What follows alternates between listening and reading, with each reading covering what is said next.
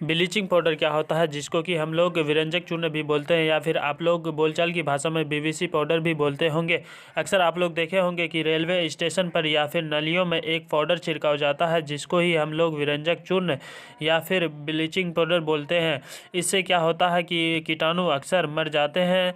तो हम लोग आज ब्लीचिंग पाउडर के बारे में ही सबसे पहला प्रश्न देखेंगे, लेकिन उससे पहले यदि आप लोग चैनल पर नए हैं तो चैनल को सब्सक्राइब कर लीजिए ताकि आगे के हर एक वीडियो का नोटिफिकेशन आपको मिल सके। तो चलिए, काफ़ी महत्वपूर्ण प्रश्न है। तो सबसे पहले हम लोग समझते हैं विरंजक चूर्ण क्या होता है।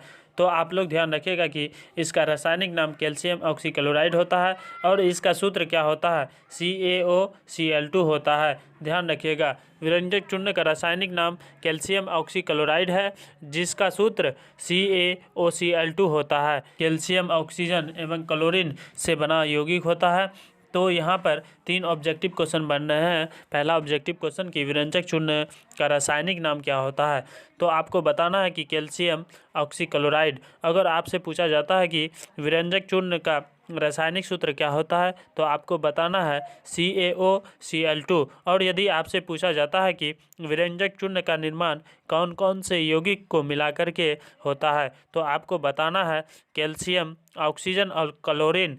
तो यहाँ पर 3 ऑब्जेक्टिव क्वेश्चन है और तीनों ऑब्जेक्टिव क्वेश्चन काफ़ी ज़्यादा महत्वपूर्ण है। आप लोग ध्यान रखिएगा और आप लोग ध्यान रखिएगा कि विरंजक चूर्ण को चूने का क्लोराइड भी बोला जाता है।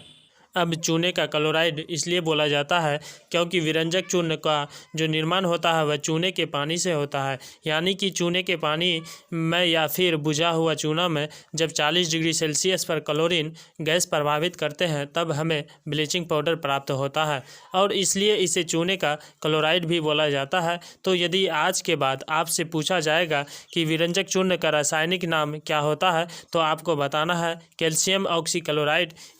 यदि आपसे पूछा जाता है कि इसका सूत्र क्या होता है, तो आपको बताना है CaOCl2 होता है। और यदि आपसे पूछा जाता है कि यह कौन कौन से यौगिक से मिलकर के बनता है, तो आपको बताना है कैल्शियम, ऑक्सीजन और क्लोरीन। अब चलिए हम लोग विरंजक चूर्ण को बनाने की विधि को देख लेते हैं समीकरण के द्वारा। यहाँ पर आप लोग समीकरण को ध्यान से समझिएगा, हम यहाँ पर समझाएंगे और ऊपर जो यहाँ पर लिखा हुआ है इसको भी आप लोग ध्यान से समझिएगा। तो देखिए ऊपर में यहाँ पर लिखा हुआ है कि जब बुझे हुए चूने पर 40 डिग्री सेल्सियस तापमान पर क्लोरीन गैस प्रभावित करते हैं। सबसे पहले आप लोग बुझा हुआ चूना का रासायनिक सूत्र जानते होंगे, क्या होता है, CaOH का D2 होता है। तो बुझा हुआ चूना का रासायनिक सूत्र क्या होता है, CaOH का D2 होता है। तो ऊपर में क्या कह रहा है कि बुझे हुए चूने पर 40 डिग्री सेल्सियस तापमान पर क्लोरीन गैस प्रभावित करने पर, तो यहाँ पर बुझे हुए चूने पर Cl2 यानी कि क्लोरीन गैस प्रभावित कर दिए जाते हैं।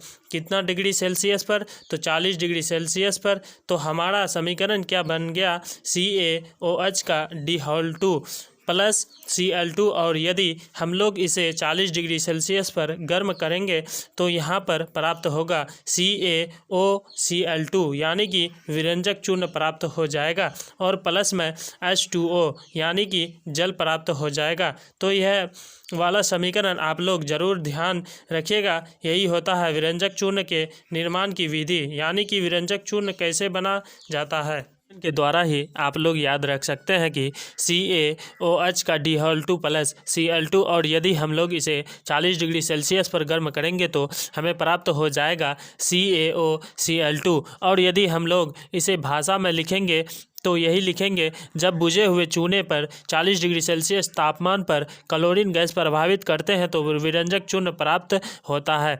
तो विरंजक चूर्ण क्या होता है और इसके निर्माण की विधि क्या होता है, इसके बारे में आप लोग समझ गए होंगे। अब इसके आगे हम लोग देख लेते हैं कि इसका उपयोग कहाँ कहाँ पर किया जाता है। पहले आप लोग देखते होंगे जिनके घर में कुआँ होगा उनके कुएँ में समय समय पर एक पाउडर डाला जाता था पानी को शुद्ध करने के लिए।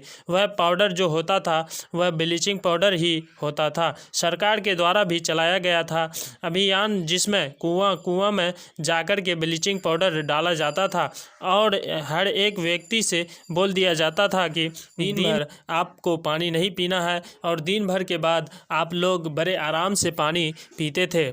पानी में जितने सारे जीवाणु होते थे, कीटाणु होते थे, वह ब्लीचिंग पाउडर के द्वारा मर जाते थे। इसलिए पानी को शुद्ध करने के लिए भी ब्लीचिंग पाउडर का इस्तेमाल होता है। या फिर आप लोग रेलवे स्टेशन पर जाते होंगे तो देखते होंगे कि जितने सारे गंदगी होता था, उस गंदगी पर एक पाउडर छिड़का जाता था, वह पाउडर भी ब्लीचिंग पाउडर ही होता है। या फिर आप लोग अपने गाँव, घर, मोहल्ले में होंगे कि नलियों में एक पाउडर का छिड़काव किया जाता है, वह पाउडर भी ब्लीचिंग पाउडर ही होता है। इसका उपयोग तो बहुत ज़्यादा होता है। इसका उपयोग हम लोग लिखेंगे कि कपड़ा को विरंजक करने में, दूसरा उपयोग लिखेंगे कि जल को शुद्ध करने में, तीसरा उपयोग लिखेंगे कि ऑक्सीजन, क्लोरीन और क्लोरोफॉर्म के निर्माण में, और इसके साथ साथ हम लोग बहुत कुछ लिख सकते हैं।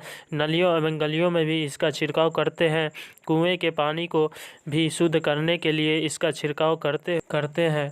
कुएं के पानी को भी शुद्ध करने के लिए इसका छिड़काव किया जाता है। तो विरंजक चूर्ण का उपयोग जो है वह बहुत सारा है और बहुत ही सार्थक उपयोग है। हमेशा अपने नलियों में BBC पाउडर यानी कि ब्लीचिंग पाउडर को छिड़कते रहना चाहिए, जिससे कि वहाँ पर कीटाणु ना पनपे और हमारा जो घर हो वह रोग मुक्त हो। तो यहाँ पर विरंजक चूर्ण के बारे में आप लोग अच्छे तरीके से समझ गए होंगे।